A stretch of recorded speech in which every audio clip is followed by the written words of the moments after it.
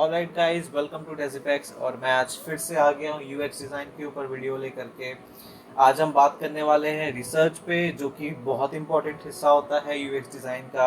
I know theory classes बहुत ज़्यादा हो रही हैं, पर थ्योरी इसलिए ज़रूरी है कि आप प्रॉपर यूएक्स डिज़ाइनर बन सके। आपको अगर इन सब के बारे में नॉलेज होगा तो आप कोर फील्ड में बहुत अच्छे से और लॉन्ग रन में काम कर सकते हैं। ऑल्दो आपको ये रिसर्च वगैरह पे अभी थ्योरी क्लासेस देखने में थोड़ा बोरिंग लगे, पर जब आप कर रहे होंगे, बिलीव मी, आपको बहुत मज़ा आने वाला है। तो इन सब के साथ चलिए शुरू करते हैं। सो गाइस, आज हम बात करने वाले हैं रिसर्च के ऊपर और देखेंगे कि इसको कैसे इम्प्लीमेंट करते हैं और ये क्यों इम्पोर्टेंट है। तो चलिए शुरू कर लेते हैं कि यूएक्स डिज़ाइन के अंदर रिसर्च क्यों इम्पोर्टेंट है। यूएक्स डिज़ाइन जब आप करते हैं किसी भी सॉफ्टवेयर पे, तो जब वो सॉफ्टवेयर बन जाता है उसके बाद कोई प्रॉब्लम ना हो, आप आसानी से अपने एंड यूज़र्स को समझ सके, आप आसानी से डिलीवर कर सकें, प्रॉब्लम को सॉल्व कर सकें, इस चीज़ के लिए रिसर्च होना बहुत ज़्यादा ज़रूरी है। बहुत ज़्यादा ज़रूरी इसलिए हो जाता है क्योंकि आपको वहाँ पे प्रॉपर डेटा मिल जाता है, प्रॉपर चीज़ें मिल जाती हैं इम्प्लीमेंट करने के लिए। नेक्स्ट कि किस किस टाइप के हम कैसे इम्प्लीमेंट करने वाले हैं, वो चीज़ों पे हम बात करेंगे। तो यूज़र रिसर्च पे तो ये चीज़ हो गई। अब बात कर लेते हैं कि यूज़र रिसर्च करते कैसे हैं। सबसे पहले आप किसी भी सॉफ्टवेयर हाउस में जाएंगे या आईटी कंपनी में आप जब जाते हैं एज अ यूएक्स डिज़ाइनर, तो वहाँ पे एक प्रॉपर सी टीम होती है यूएक्स डिज़ाइन के लिए।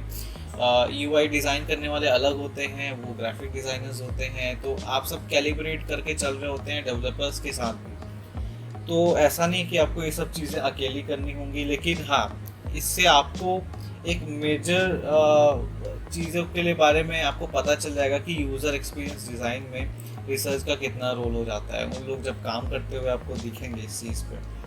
तो और सबसे बड़ी बात मैं बात करना इस चीज़ पे अभी भूल गया कि रिसर्च के थ्रू हमको वो डेटा मिलता है जो हमको इस सॉफ्टवेयर में इम्प्रूव करना है। जो जो चीज़ें हमको इम्प्रूव करना होता है वो चीज़ें हमको मिल जाती हैं।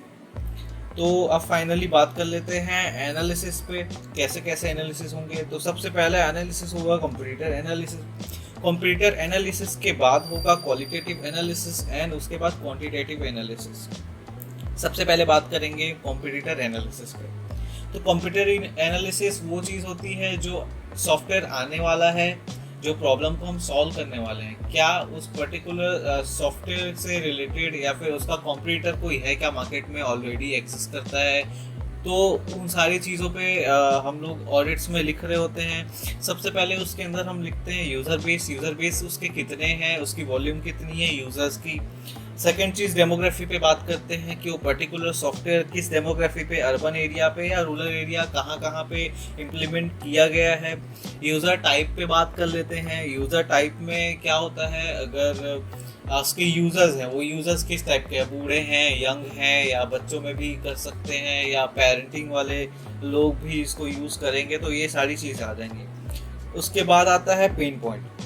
पेन पॉइंट्स क्या होते हैं कि पर्टिकुलर उस सॉफ्टवेयर को क्यों बनाया गया है, किस प्रॉब्लम को सॉल्व करने के लिए बनाया गया है, किस स्टेटमेंट के ऊपर बनाया गया है, ये उसके पेन पॉइंट्स हो जाते हैं। अक्सर लोगों को कुछ चीज़ों के प्रॉब्लम्स को सॉल्व करने के लिए उस पर्टिकुलर सॉल्यूशन के रूप में एप्लीकेशन चाहिए होता है, तो वो चीज़ होती है। उसके बाद आती है वे ऑफ सॉल्विंग प्रॉब्लम, कि किस प्रकार से वो किसी भी प्रॉब्लम को, उस पर्टिकुलर जिस प्रॉब्लम पे एप्लीकेशन बना हुआ है, किस टाइप से वो सॉल्व कर रहा है उस चीज़ को। तो ये चीज़ें हम देखेंगे। और लास्ट में आ जाता है डिज़ाइन किस टाइप का हुआ है, कैसे हुआ है, थीम्स क्या यूज़ किए गए हैं, कौन कौन से मॉड्यूल यूज़ किए गए हैं, ये सारी चीज़ें हो जाएंगी।